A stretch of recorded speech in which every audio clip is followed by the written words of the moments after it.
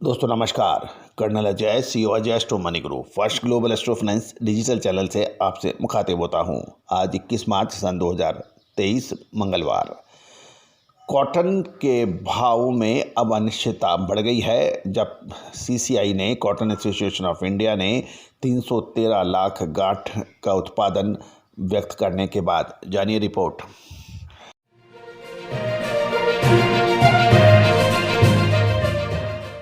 दोस्तों नमस्कार। Cotton association of India ने रुई के उत्पादन को एक बार फिर घटाया है, जिसकी सूचना हमने आपको पहले भी दी थी।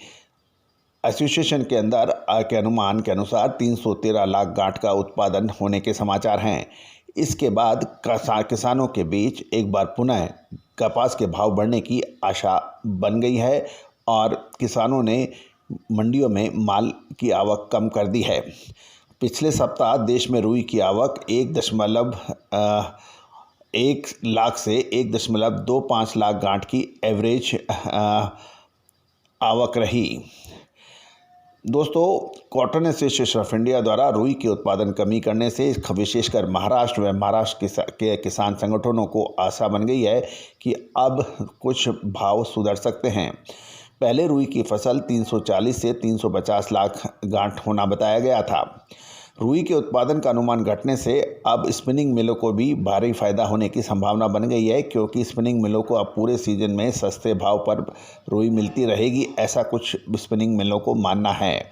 देश में जो कपास पड़ी है वह अब शक्तिशाली किसानों के घर में पड़ी है। रुई का उत्पादन घटने से शक्तिशाली किसान अब धीरे धीरे कपास का माल बेचेंगे, ऐसी धारणा लगाई जा रही है, जिसके कारण रुई में तेजी होने का चांस कम रहेगा और व्यापारियों का ध्यान में रहेगा कि काफ़ी दोस्तों ये कहना है कुछ विश्लेषकों का।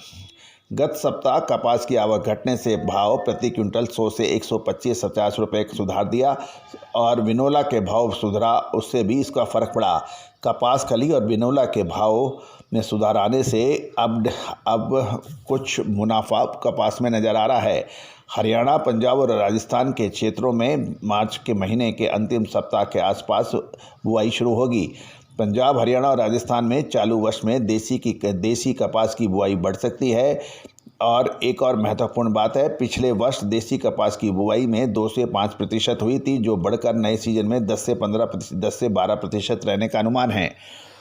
दोस्तों, ये भी एक धारणा लगाई जा रही है कि हरियाणा और पंजाब के किसान कपास की बुआई गत वर्ष से 5 से 7% घटने की धारणा भी लगाई जा रही है, लेकिन राजस्थान में गत वर्ष से कपास की बुआई बढ़ेगी, क्योंकि गवार के भाव घटने से किसान गवार के बदले नरमा या कपास की ओर रुख कर सकते हैं।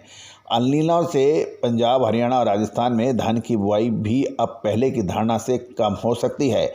कुल मिलाकर पंजाब, हरियाणा और राजस्थान में तीनों राज्यों में कपास की बुआई लगभग गत वर्ष के आसपास ही होगी, यदि कुल मिला के हम एवरेज निकालें तो। अब महत्वपूर्ण ये है कि अंतर्राष्ट्रीय बाज़ारों पर भी हम नज़र रख रहे हैं।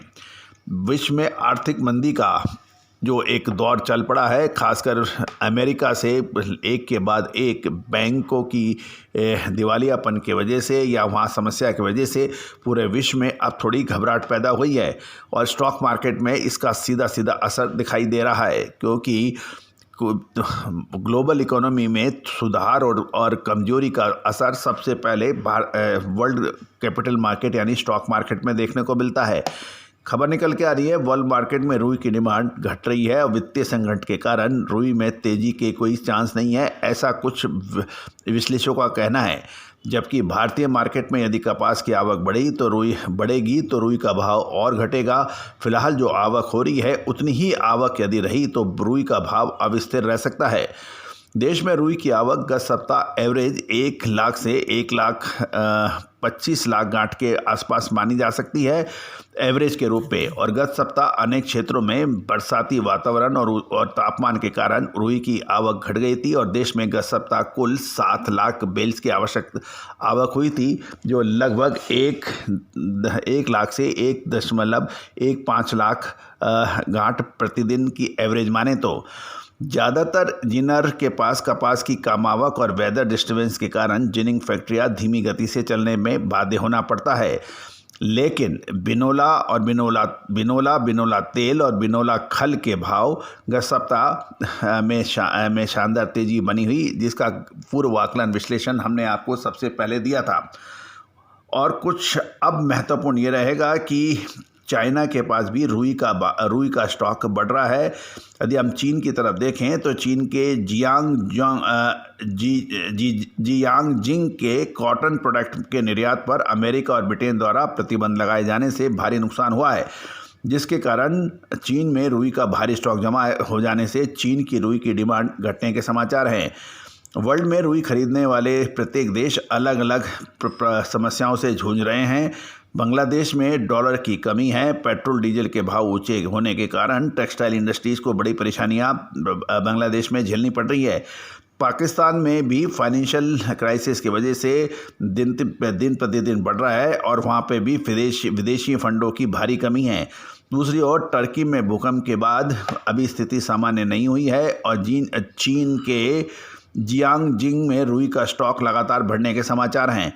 चालू वर्ष में रुई की सप्लाई गत वर्ष से कम है, लेकिन सप्लाई कमी की तुलना में डिमांड में भी भारी गिरावट दर्ज है, जिसके कारण इंटरनेशनल मार्केट में रुई के भाव तेजी होने के चांस अब कम नजर आ रहे हैं, ऐसा कुछ विश्लेषकों का कहना है।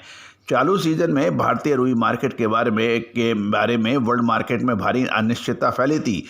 भारत की रुई की फसल ठीक थी, लेकिन किसानों की होल्डिंग चालू वर्ष में अधिक होने से मार्केट में आवक कम रहने से सप्लाई घट गई थी। भारत और वर्ल्ड मार्केट में रुई के भाव में फ़र्क होने से भारतीय रुई का निर्यात का टारगेट पूरा करना अब मुश्किल हो रहा है।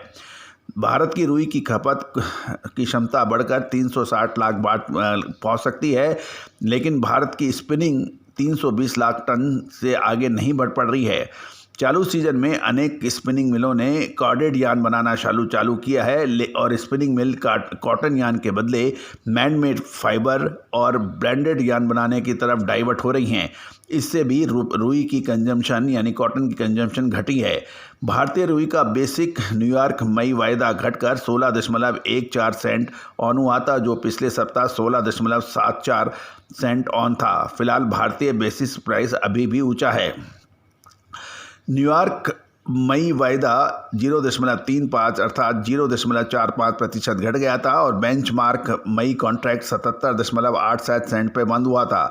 न्यूयॉर्क रुई वायदे में ओपन रेट 2064 लॉट का था, जो आगे बढ़कर स्थिर रहने का एक संकेत दे रहा है। चाइनीज़ रुई वायदे की तरफ भी हम देखें तो 590 युआन अर्थात 4.09% घटा था। चाइनीज़ रुई का वायदा ओपन इंटरेस्ट 2064 लॉट बढ़ा था, जो आगे चलकर मंदी के संकेत चाइना में दे रहा है। MCX अप्रैल वायदा 300 रुपये घटा था और ये 61,400 पे बंद रहा, जबकि जून वायदा 540 रुपये घटा और ये 62,460 पे बंद रहा। दोस्तों, महत्वपूर्ण ये है कि अब क्या होगा। हमारी गणनाओं और हमारी विश्लेषण टीम के अनुसार आने वाले 10 दिन का कॉटन के लिए धीरे धीरे सुधार ला सकते हैं। दोस्तों, अधिक जानकारी के लिए आप हमारे चैनल पर विजिट करें, साथ साथ पेड रिपोर्ट के लिए आप संपर्क कर सकते हैं। All the very best, good luck, happy trading.